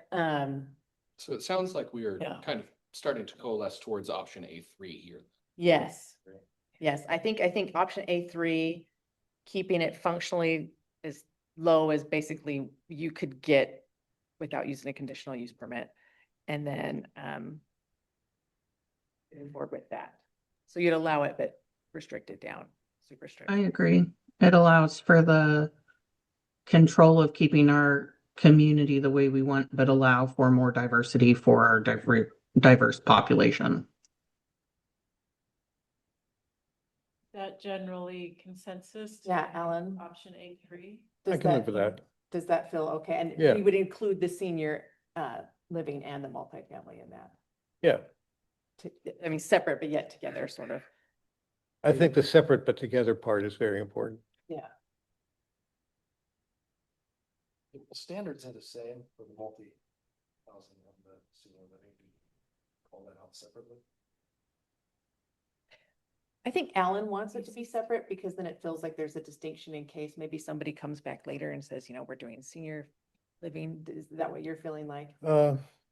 Yeah, Maybe keeping it just so there's a title, so there's a recognition of the seniors, but doesn't necessarily, I mean, what is? Not you that guys there's feel a like, Ursula? percentage of the zoning that is reserved for No, and it's specifically I think this. maybe where this is leaking in is from option A1. Yeah. Read that where there would be a greater density Oh, permitted for for development retirement. if it is Yeah. devoted to Yeah. retirement housing, which was kind of what I was getting at earlier as something that I liked, because that increases the accessibility of that kind of housing, which is increasingly Right. needed. Right. And it encourages its development, because then there's a financial incentive for developers to take advantage of that higher density Senior, yeah. and develop housing that is going to be kept available to individuals of retirement age. I mean, with A3, we can include that part We could, with yeah. that. Yeah. Yeah. I'm just saying I like it as someone who Right. hopes to reach a retirement age someday and, be able to live somewhere. Agreed. Well, and I think it helps too that it says there in a way that this makes sense, Alan. It's like multifamily is only 10 units per acre, which is still more than whatever a quadplex is. Mhm. But if it's a retirement housing, which is a kind of multifamily housing, it could be up to 15 in that same acre, depending on how you organize it to do it. No, I'm not even 65 and I don't want to mow my front yard, but you'll put more units on it so that there's more people in theory, I'm assuming is what the idea would be, maybe. Well, Retirement, more but people regardless also. of that, retirement or multifamily, you'll have someone's kids, someone's grandkids possibly available next to each other. And who knows, maybe the next zone over is also high density where then they'll transition from my kids' house and my house to, oh, well, guess I gotta go next door to the facility. I don't know, because I guess I'm thinking over on Boone's Ferry, they have it independent over on the pool side, but then dependent on this side, and you're still able to be near where you are. And it's very similar and can be on the south side of the highway. There's independent housing that's 55 and over, semi-assisted and full assisted, but they're all in like, I don't know, 5 acres. I feel like that is a wonderful thing, and I think that that's a picture of what we might hope would be developed. But this is going to be a more broad strokes question of what kind of development do we want to incentivize through policy choices on a very broad scale? Do we want more individual units developed for reserved just for senior housing or multifamily or single resident use? And if we wanted to increase the density that we permit, if it is serving a perceived public good of housing the elderly, then that's a good way for us to make it pencil out better for a developer to come in and make use of that land by meaning that they're going to get more units per acre than they would if they put it towards a different use.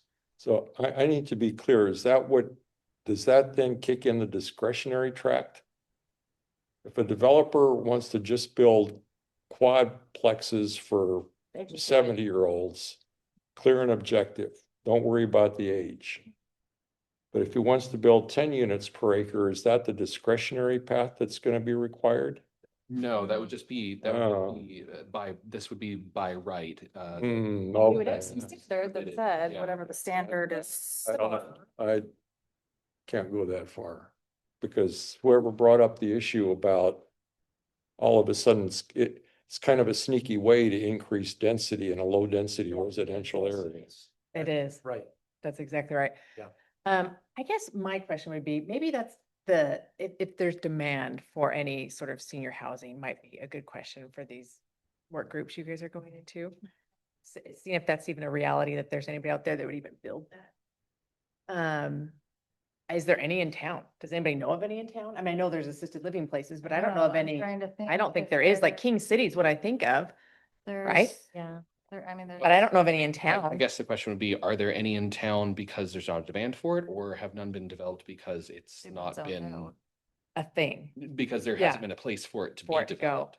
Like a mobile park, but not like a more permanent than that. No, I think it's I important to mean- remember that we were drifting towards option A3, and option A3 does encompass. the Yeah, it ability does to allow do it. that Yeah. with option A. It just doesn't give the extra leniency. Well, Yeah. it could, Might. just depending on how we word it. Yeah, that's true.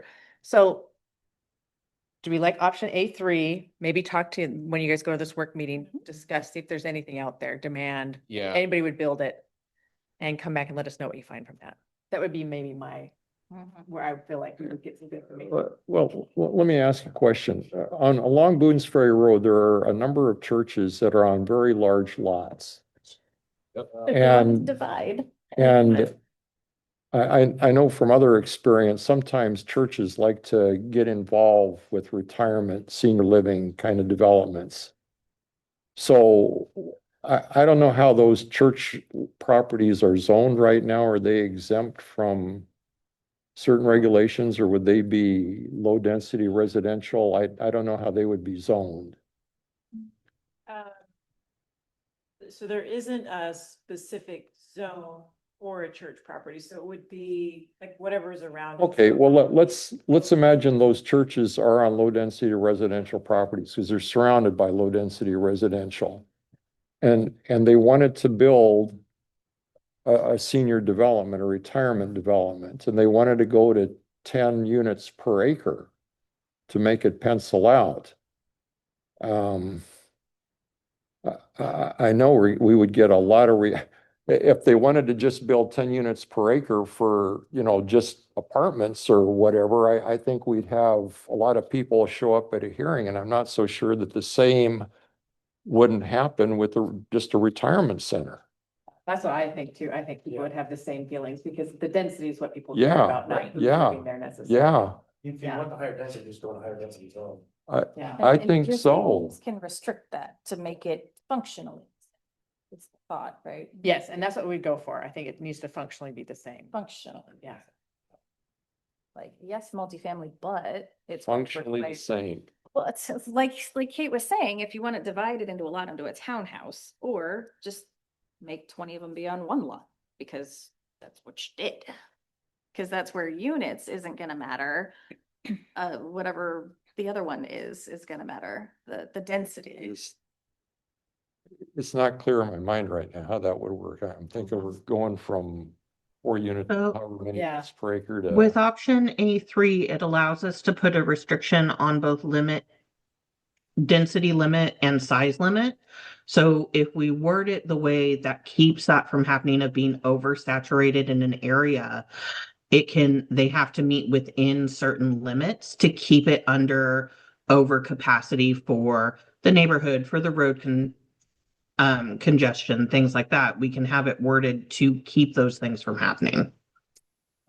I will keep an open mind, and I would like to see the wording on how that works. Yeah, that's true. I mean, it does depend on the then, wording of that and to make sure that it does actually functionally work the same. Like I said, that's my concern on that one is definitely if it comes back and people are like, you guys allowed something that you changed it and then they Yeah. don't even have to be notified. People are gonna be real upset. Yeah, Yeah.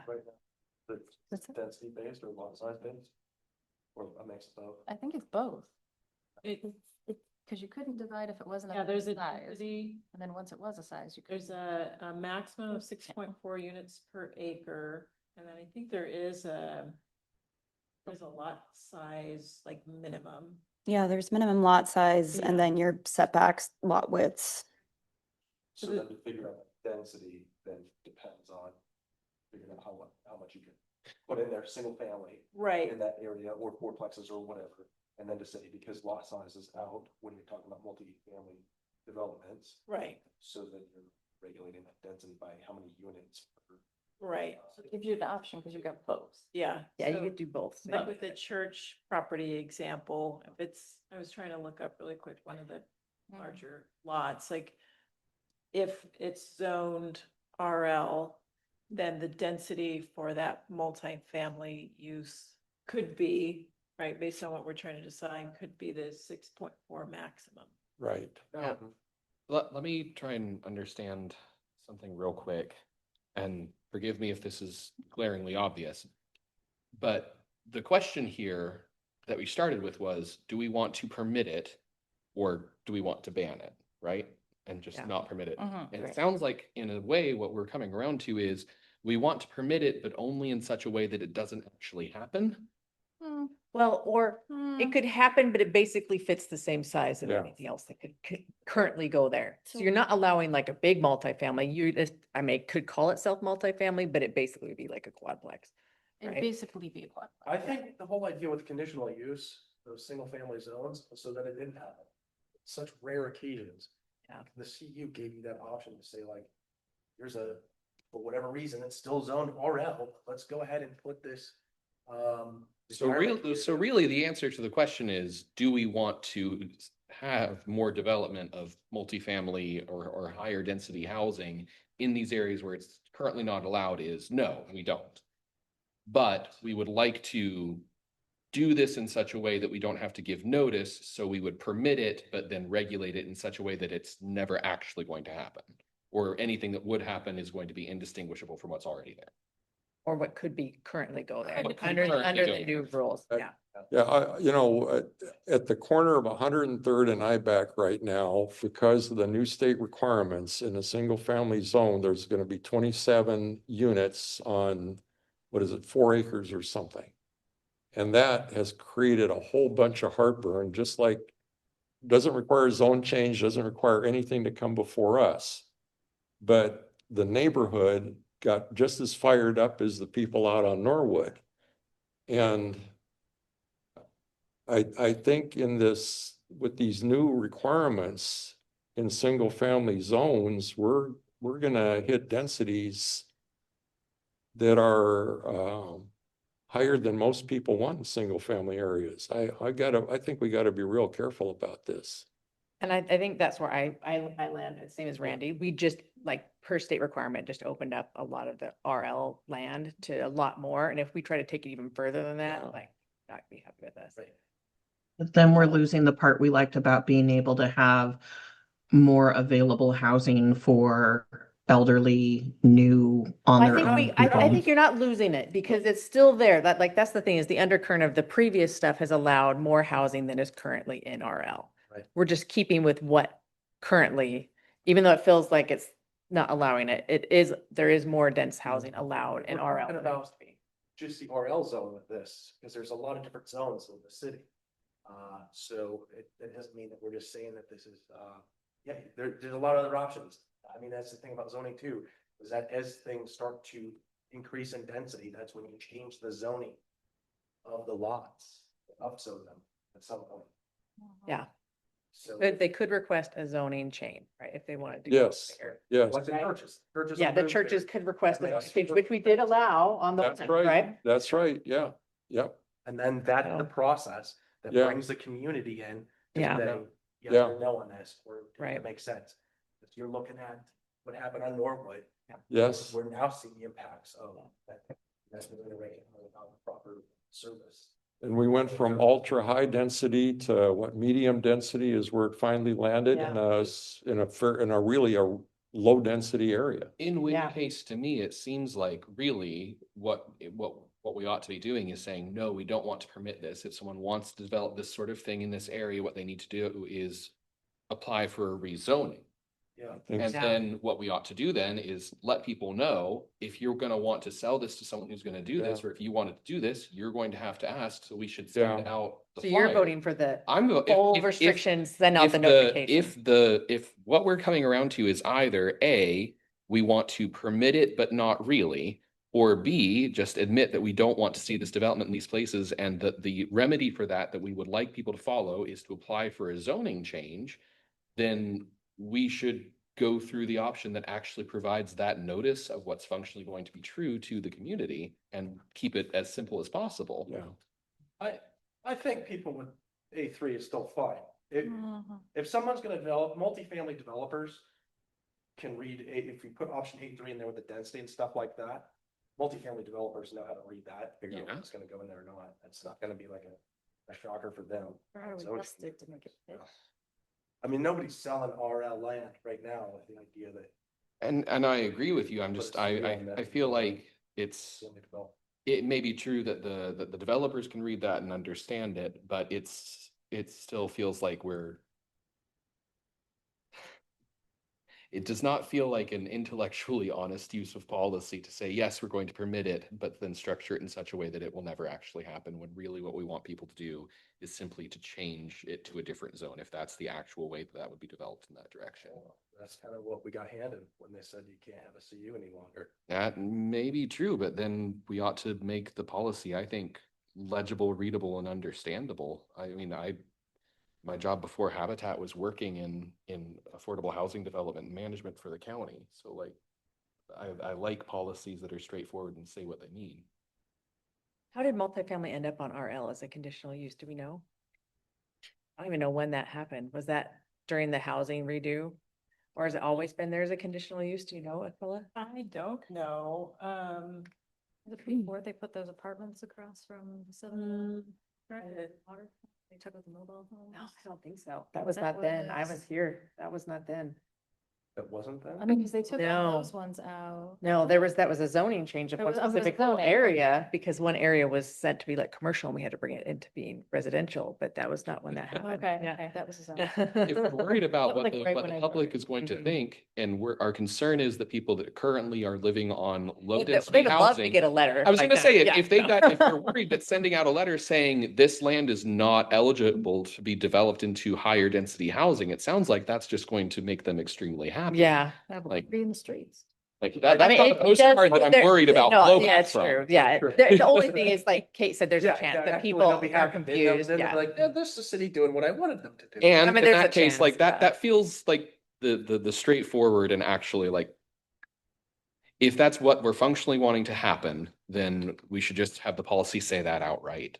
And then just send out the. And then just send out the letter saying this is what it's going to be. Yeah. You know? How do you guys feel over here? Which way are you guys? Yeah, I'm real leery about allowing higher density in the low density zone.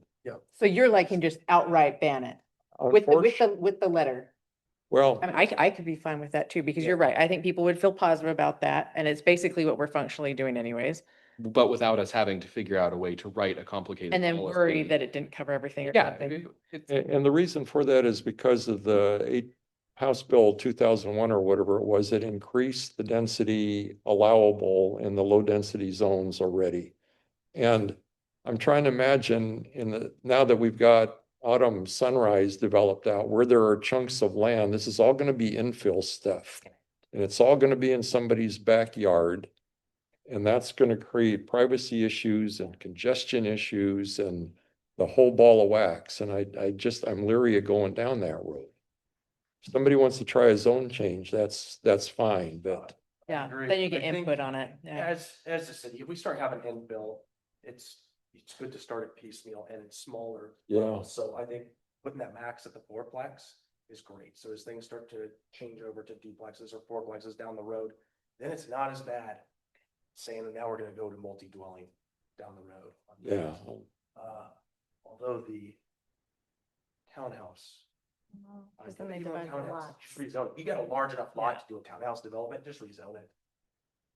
Or do how they did it, Liveback. Okay, so how are we feeling about going with the outright removing multifamily? And it would be the senior two from RL. And carrying forward with that, I think this will go to the city council and they may struggle to figure out how we got to that conclusion. And- But I think maybe you guys could explain how we kind of, our Well, rationale behind. and to be getting there. clear, personally, I would actually like to see these things opened up for higher density development. I think it's going to be necessary, and I think it's going to be realistic that we have that kind of development moving forward. But if the plan is that if and it doesn't sound like this body is largely in favor of that, if the plan is to move forward in the direction where we keep it restricted, I would just like that to be very, very clear and, Yeah. as straightforward as To me, possible. I feel like taking that on is beyond, I mean, talking about beyond the scope of this project, I feel like taking on, trying to add more housing to like lower residential as part of this feels beyond the scope of this project to me. So Because yeah, we're trying to meet the state standards and all of a sudden we ended up with, if you like were to doing come that. through and tell people it's Walton, we're gonna upzone everybody's land and we're gonna make you all RM or Yeah. medium density, then there's a lot of. people Yeah, that and are there's working like I good said, reasons. there's a lot of reasons not to do that, and it like I'm not going to fight against the whole rest of the commission just because I like the idea of playing with that. But if the direction we're going to go in is to functionally prevent that kind of development from happening, I'd rather see it happen as a straightforward. You would have to change. the straightforward zone. thing. Yep, rather than. I agree with that. try Like and- if you're gonna do it straightforward as that then thing that you're trying to do. technically give Yeah. permission and then make it functionally impossible through policy. That just doesn't strike me. I would tell you, I was in a jurisdiction that the jurisdiction rezoned an established R1 neighborhood to R2, and that was a fight, but it was a fight that the city won. Mhm. And then the city increased the density in R2 citywide. And that created all kinds of issues. Because the folks thought they were getting R2 at some level. Suddenly it was changed to another level, and it's not honest, like you said, Zach. Yeah. I feel like if we did it during this project, it's sort of slipping it in. Yeah. Under the pretense of something else a little bit versus having its own thing. We're Yeah. like, we're gonna increase the density Let it be in clear, RL. let it I be feel like that should be simple. its own set Yep. thing if we're gonna do that, not slipped in under something like this. And it's the clear and objective update that has surfaced this anomaly and, Yeah. yeah, Crazy. So, yeah. Okay, Okay. so. although it feels weird, I feel like banning, like Okay. to vote to ban That's the thing. It does feel super weird because I didn't think we were gonna go there, but, it. okay, so do we need to vote on this or not really? You're sort of feeling our, To make sure that there's basic consensus, Yeah. majority of you that. okay. So Yeah. what I'm hearing is I think I've heard from for sure two, maybe three, that you want to go with not allowing multifamily, striking it, prohibiting it from RL. And so if there's some head nods on that, Like not even a conditional use anymore? Not even. No, a it conditional has to be use. removed because it's not clear and objective. That if they want to develop it in those areas, They have to it would have to rezone. be a change in zone. They have to rezone. I hear you. Yeah. Which I know. It feels weird that we ended up there, right? That was a way of doing things forever, was you upzone it. And then that gives the people, that's the democratic process. It gives the people around more of a chance to be part of that. And to say, you know, this, when you start allowing things in there by right to huge levels or something, it's drastically different. Like people around are accustomed to or used to, they flip out and go crazy about I it. can't hear you. Oh, Is your speaker All right, on? here. here, hand this over. It's on, it's just distant here. Terrible raspy voice today. So I think that, I mean, we're arguing about trying to upzone low density, and I don't think that, from what I hear from people living in Tualatin, and I'm a planner, so I like density from Mhm. so many different ways. But when I want to have density, I live in Portland. Living out here is low density. The majority of people out here right now, low density. So if we're going to increase density, you do it slowly over time for other reasons too, is the infrastructure that needs to go in there Yeah. from Has to transportation. grow along with it. Yeah. It's all got to be ready to go. It's terrible to see the development down there. Yeah. You're out of Sunrise and playing back with the Incrementalism for the win. transportation No down there is transportation. ridiculous. So, It means that we're never gonna do this.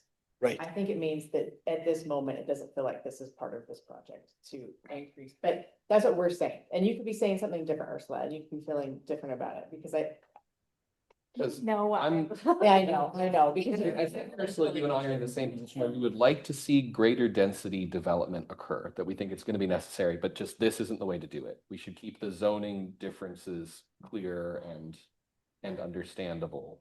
I could keep the zoning differences clear and understandable if there is an inherent understanding that at some point it is going to have to. It is going to have to be rezoned. It Just can't stay the same. because it's inconvenient. Yeah. Nobody wants to change, I get it. We got told we had to, so we figured out how. When we figured out how, then we're like, but actually no. Which is here we circle back to, well, we'll just prohibit it. And I'm like, okay, well, so we're back where we started. I don't. We are back where we started, but at least it's on an honest position Well, rather than. Yeah, I can't. Does it make you feel better to do the option 3 because then at least it's in the code? That That at some someday- point that it's at going to some have point to it change. could, Point the it could be altered within the code. So It's- you I think like- it's, oh, sorry. Go ahead, Ray. I agree that if we did option A, any one of them, if we were going to make it so difficult that it was not actually functional, viable, or honest for people to, developers or people, whoever, to make those changes to those properties, then it is a better choice and more honest to our city to do option B and not make a change now. But I fully agree that with population growth, with the density of just our community in Tualatin, with people's families expanding, we are going to need higher density housing. But we are also going to need the transportation to go with it. So if those things are outside of the scope of this project, then option B is what works best now. Focus on the other things we need to, and then come back to it when it's time. And we can make the recommendation to the city that they seriously consider upzoning these areas for future development. Yeah. Yeah, yes. Right, so I like And what Ray putting said. transportation and other community access in line to build up to this point. With a Yeah. date. Or I mean, not a date, but 10 years, 15 years for the 5-year plan, the 10-year plan, the whatnot. Like, Agree. So I think that could go to the city council, if we would like to pursue that. We don't necessarily feel that this is its project. But that there's some, bring it to us. in there's a some way I belief can that say they would yes like to see some change. So I do just want to point out, there has been a change in RL, so you guys know Right. that, right? Yes. Okay, I just want to make sure Yes. he's aware, so. We are aware. Okay, Right. yeah, so it has changed. It's not all the way to multifamily, but it has changed from what Right. it was.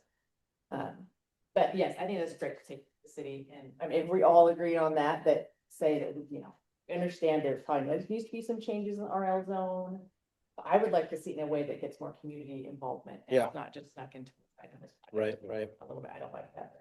I would like A3 to not be a surprise to everybody. And Yeah. so that when everybody knows, hey, this is what's gonna happen, sure, I'll hear about it, but I'll be like, okay, so your concern was what? Let me tell you how we did think about that. We did ask you and we did do these things because A3 is coming. Like, I don't know how to tell you, A3 has gotta, or whatever, whatever has to happen because we can't continue. A3 has to happen. What we're saying is A3 should happen through changes in zoning, not by redefining what the zones mean. Right. Yeah. And also the with- growth patterns of this region will also dictate Yeah. when that Mhm. happens, because we're kind of. Well, it sounds like nobody's happy, which probably means we've reached a compromise. Yeah. Okay, so Success.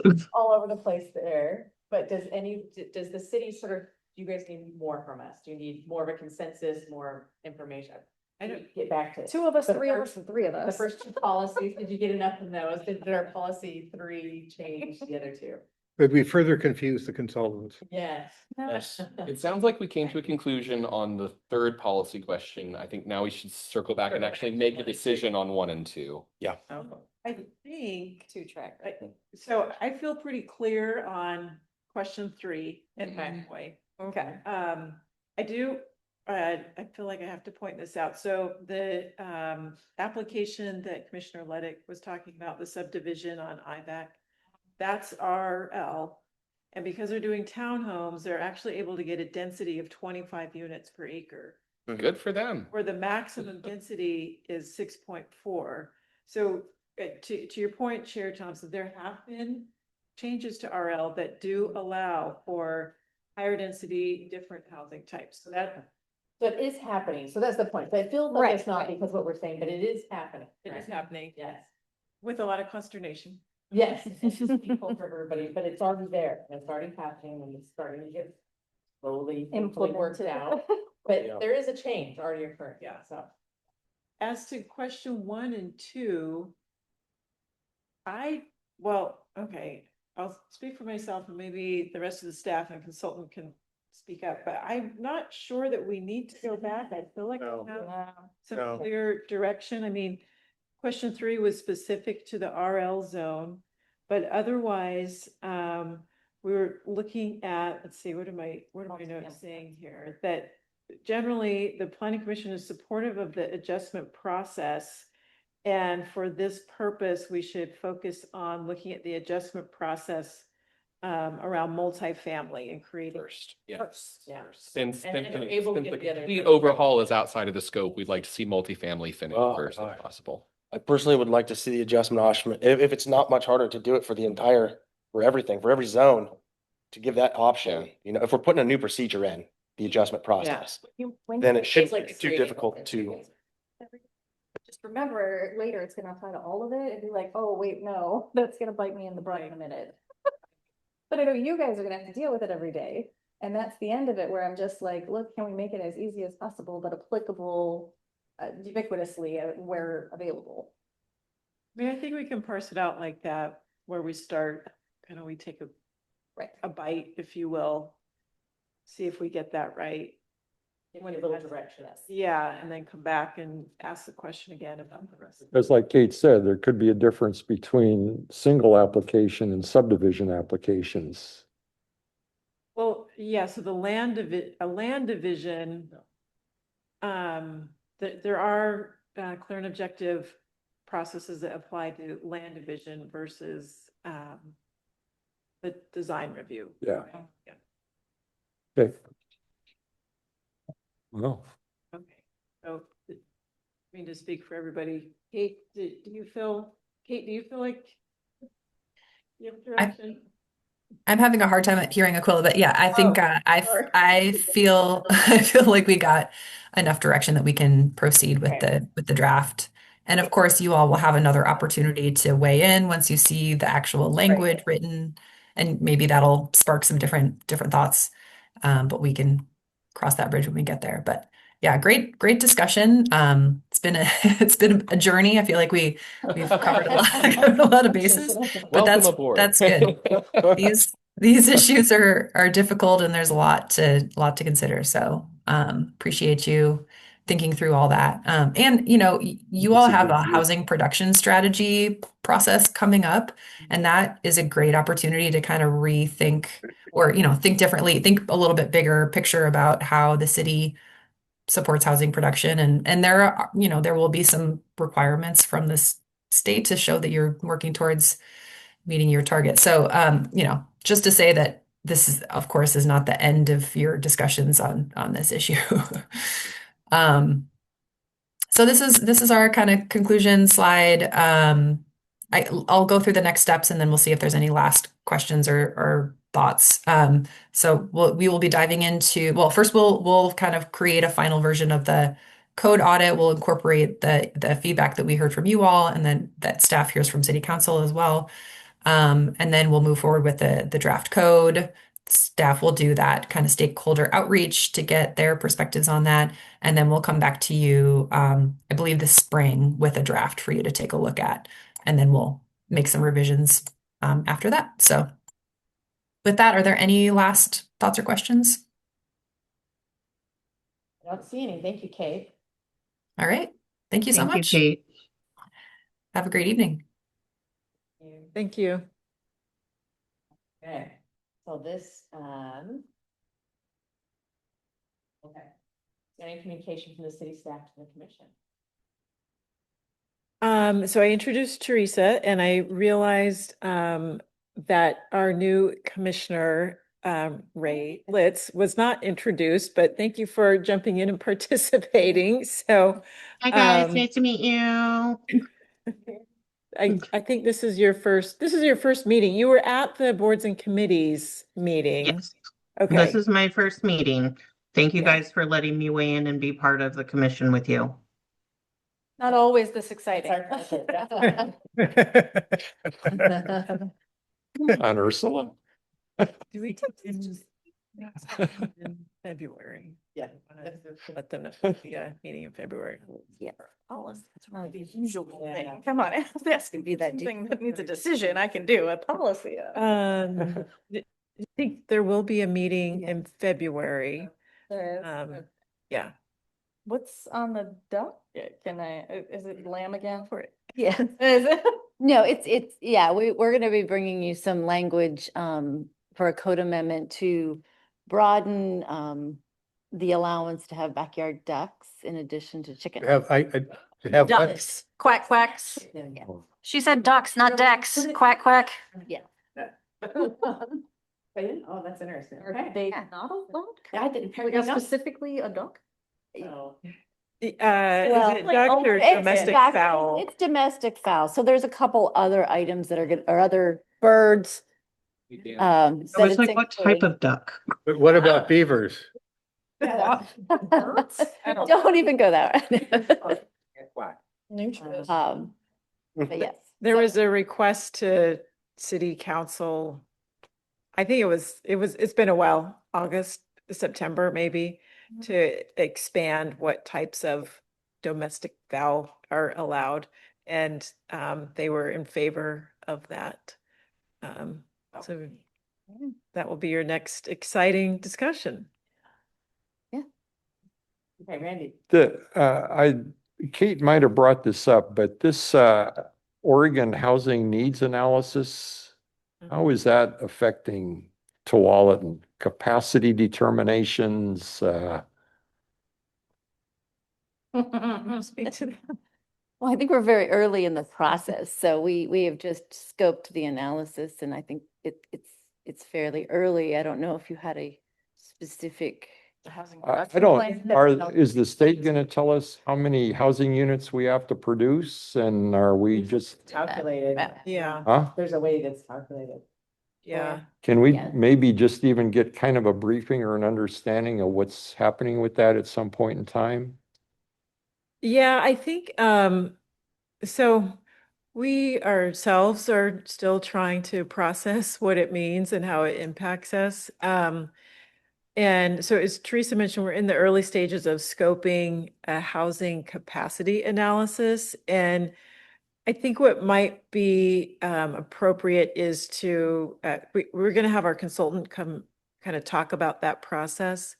And so that might be a good time to also weave in what's happening with the Oregon housing needs analysis or assessment. What? I think Kinda before have you a came here, joint when we discussion said around that. The housing needs thing, high level housing production. Yeah. Yeah, because that will, I mean, I think that does play into our capacity analysis work that we have to do. Could now fit. Yes, and how many of these can fit in here? Yeah. We'll look forward to February. So they're gonna tell us. Okay. I will take a motion to adjourn. So move. Motion to adjourn. And second, right, we adjourn. Great, thank you. Thanks, everyone. Thank you, everyone. Great use of the hammer. Thanks, Ray. Yeah, Yeah, I I was know saying that when Daniel was in the still here. afternoon. The housing need analysis, one change.